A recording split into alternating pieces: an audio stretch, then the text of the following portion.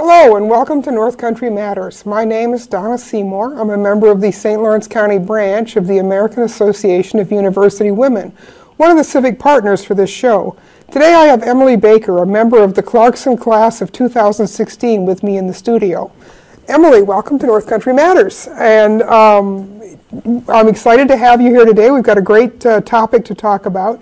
You're a social documentation major, which is a new major here at Clarkson. So tell us, first of all, what's involved in being a social doc major?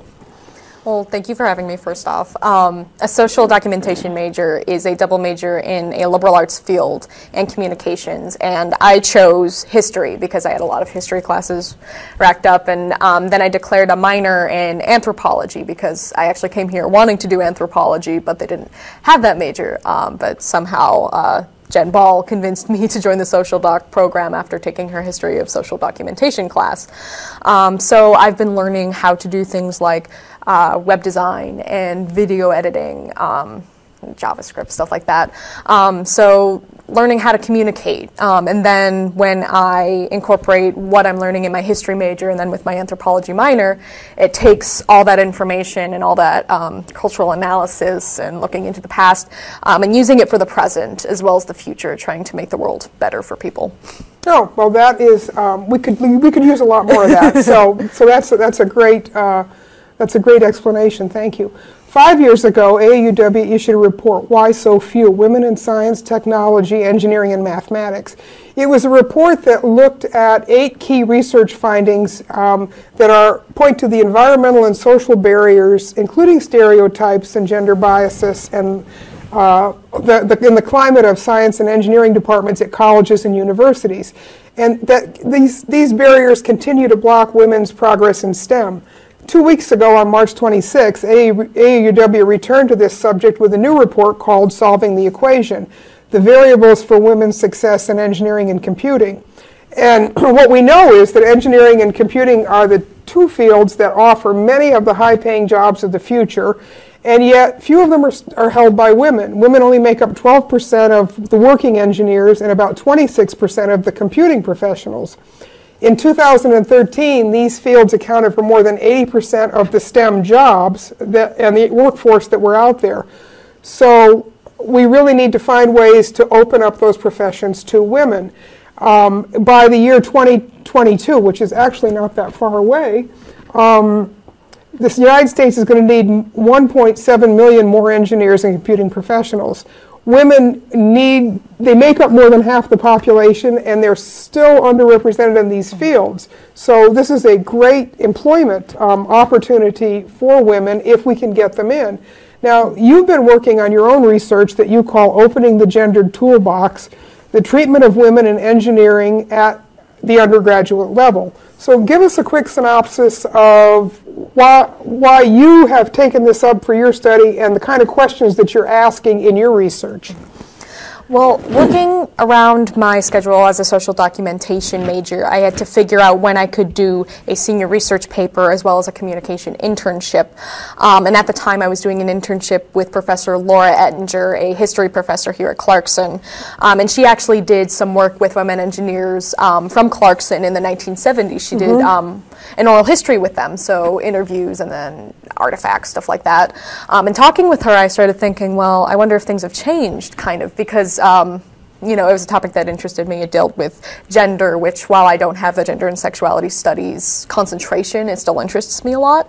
And then I could kind of put an anthropological twist on it, say, okay, well, I can actually talk with women now, observe their behavior, their lifestyle now, and I guess just get the gist of what is it like to be an engineer, a woman engineer at Clarkson now compared to how it used to be. So I started doing research for my senior research project. I went to the Clarkson archives. I began looking at journal articles, things like that, looking at what women went through, like in the World War II era when they were, you know, Rosie the Riveter, we think of her as one of the iconic when those images. Opportunities opened up because, of course, the men were off fighting war. Yeah. And those jobs still needed to be done. Somebody had to do them.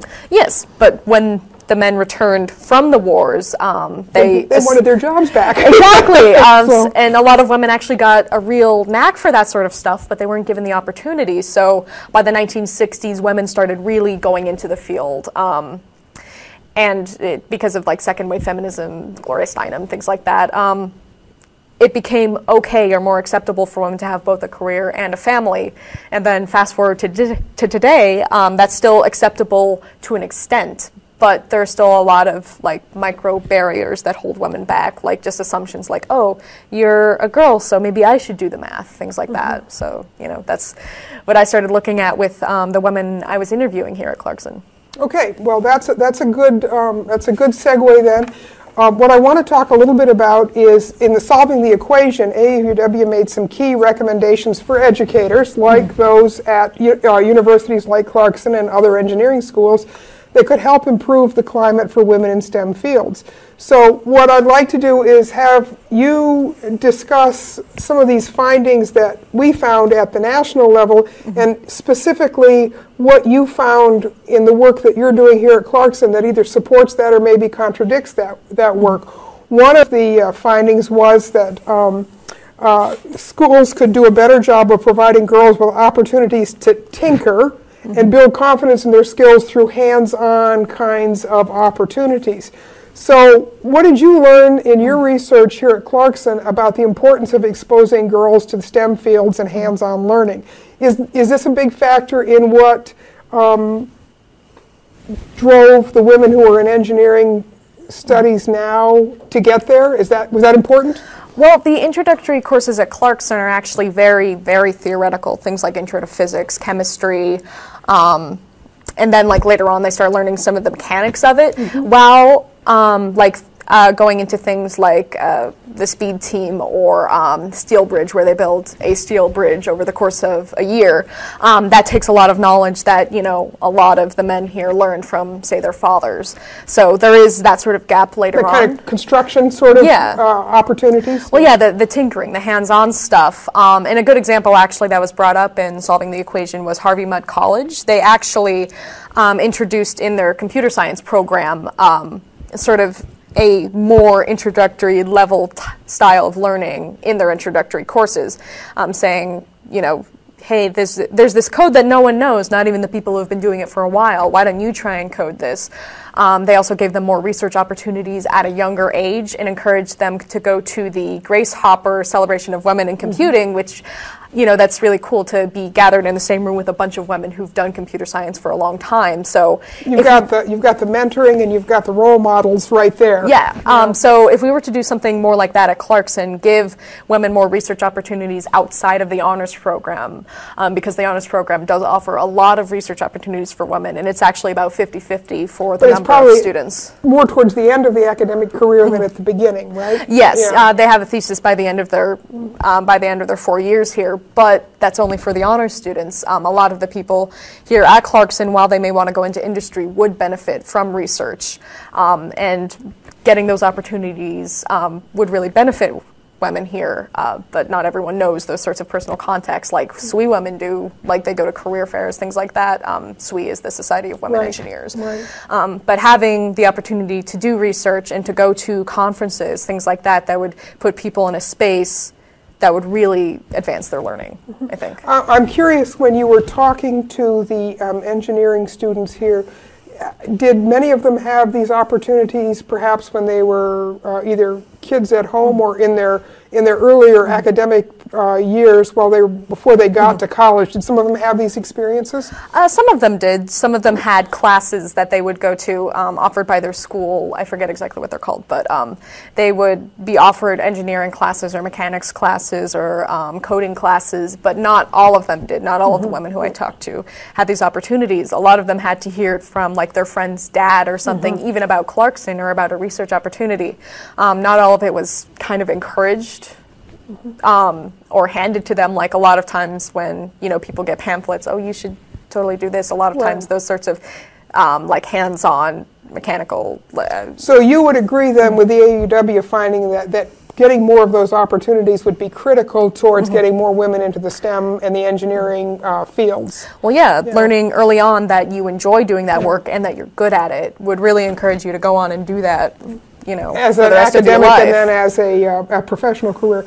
Well, one of the things in the last few years that AAUW has done is put a big emphasis on making sure that girls are getting these kinds of quality STEM opportunities. Here in St. Lawrence County, we've sent girls to science camp through our Open Windows program. Camp Invention is held every summer over at SUNY Canton, and of course the Clarkson's Horizon program is here and has been going on for many, many years, and we've sent a lot of girls through this program as well. In February, we supported an hour of code at the Potsdam Public Library that involved several Clarkson engineering students who came over and helped the middle school kids learn about computer coding. And in May, we're collaborating on a day-long STEM event at SUNY Canton for 130 St. Lawrence County middle school girls. It's a day of engineering. It's actually built right into the school day, so there'll be transportation, everything. So those are the kinds of things that we're starting to build into the pipeline now for girls, so that when they do come to places like Clarkson, they'll have had that experience that's so important. Another one of the AAUW findings in solving the equation was actually teaching students about the effects of stereotypes so that they can recognize them and that they can counteract them if they know about it. So what did you learn about stereotypes in the work you did for your research? Well, a lot of people don't like to accept that they do stereotype people sometimes because, now we're not, allowed to be racist or to be sexist or things like that. But it happens. We're certainly not encouraged. No, definitely not. But it still happens, sure. And it's still somewhat of an accepted behavior depending on the kind of work you're in. A lot of the term that they use in sociology is micro discrimination. So it's just little things like saying, oh, you're a girl, so I should do the math, things like that.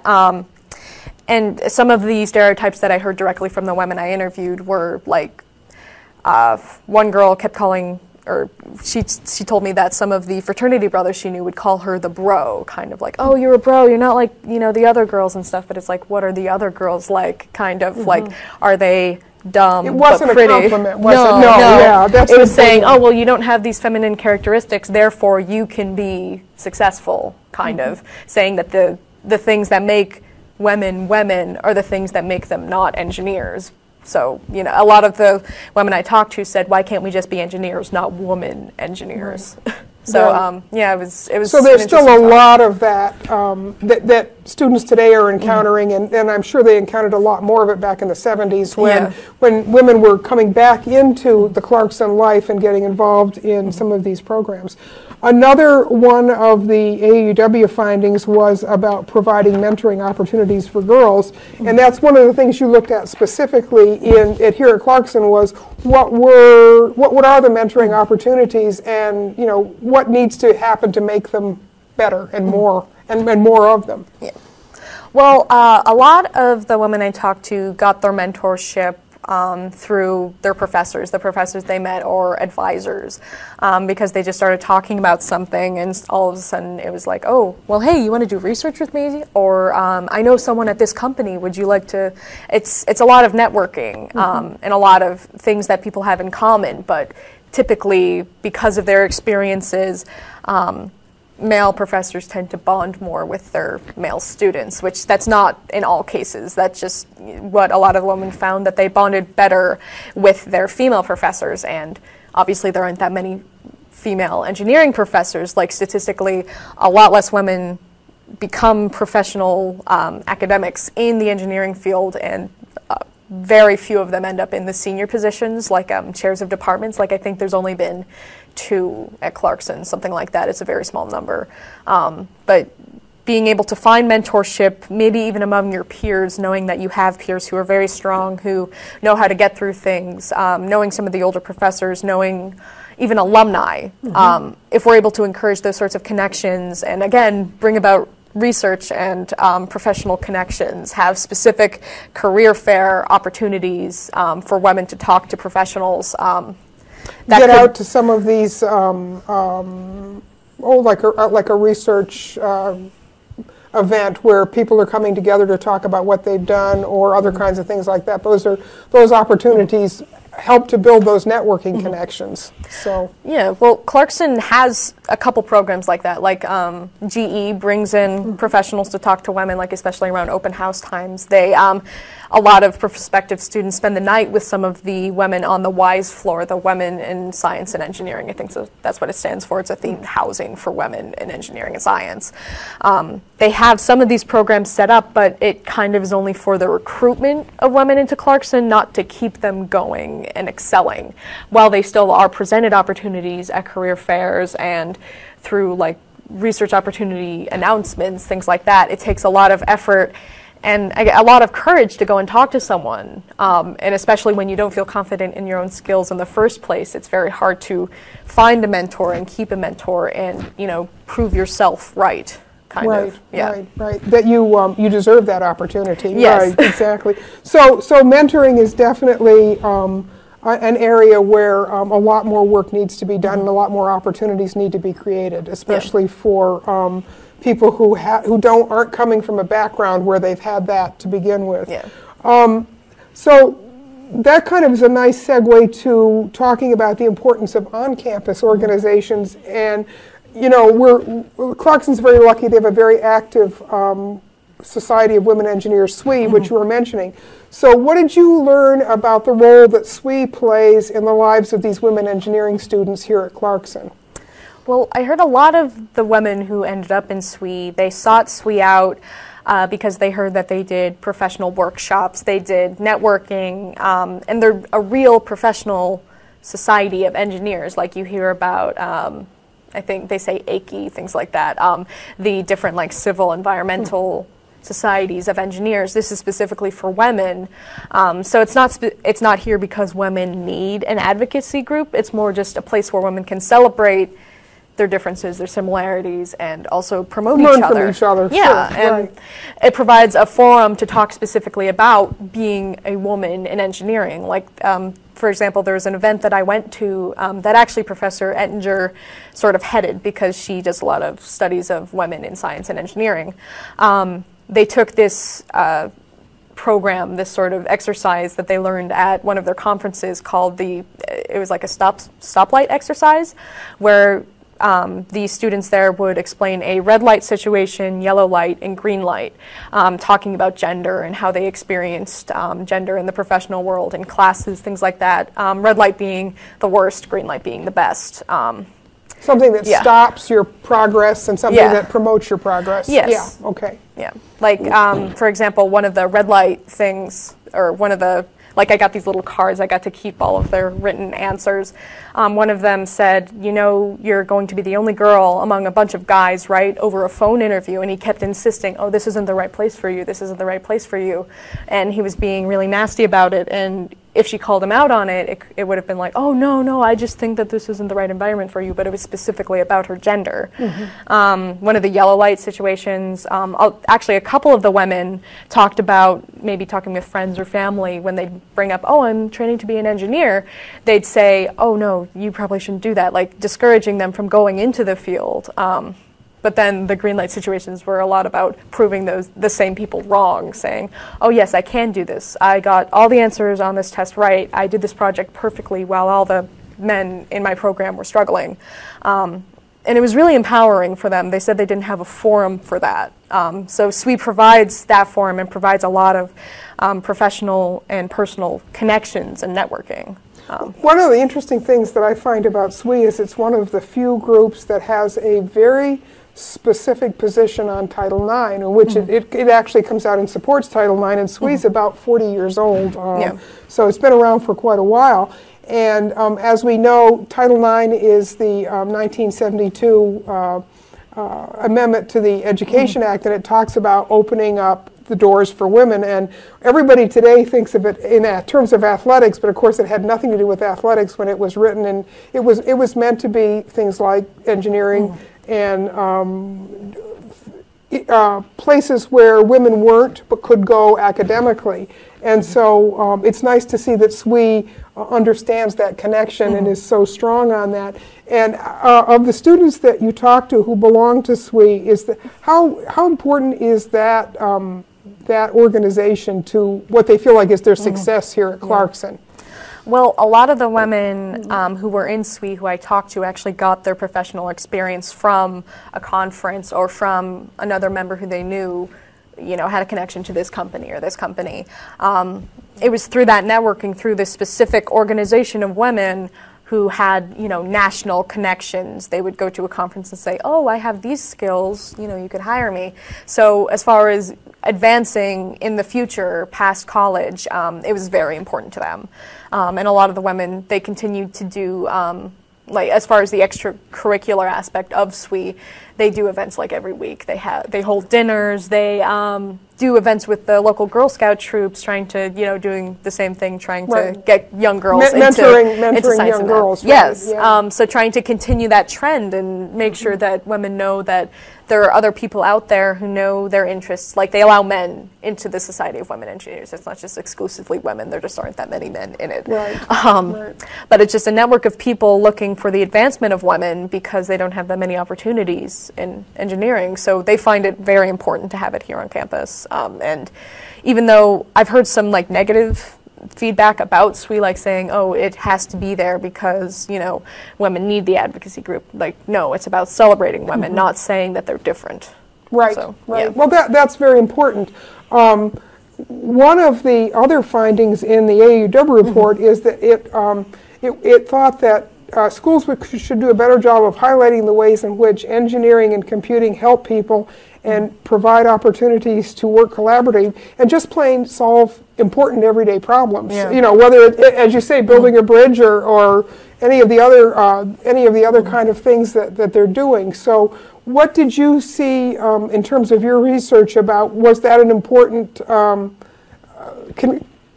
Does Clarkson do that well, or couldn't they do it better in terms of highlighting the ways that engineering is important to people?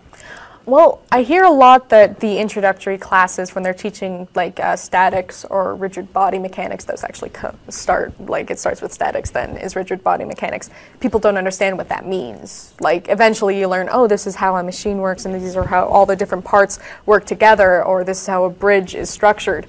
But they don't explain that in your classes. They just say, okay, learn this equation and take this test. So if we were to have more material that explained why engineering was important, then, you know, or the practical application of yes. of those kinds of equations. Yeah. Okay. Well, yeah, they don't actually explain why they need them. It's just approved curriculum through some organization. I forget what the national organization is, but like, for example, the Harvey Mudd students who are going through their introductory program in computer science, they actually learned the application of it. And we have a similar course at Clarkson, actually. It's Engineering in Society.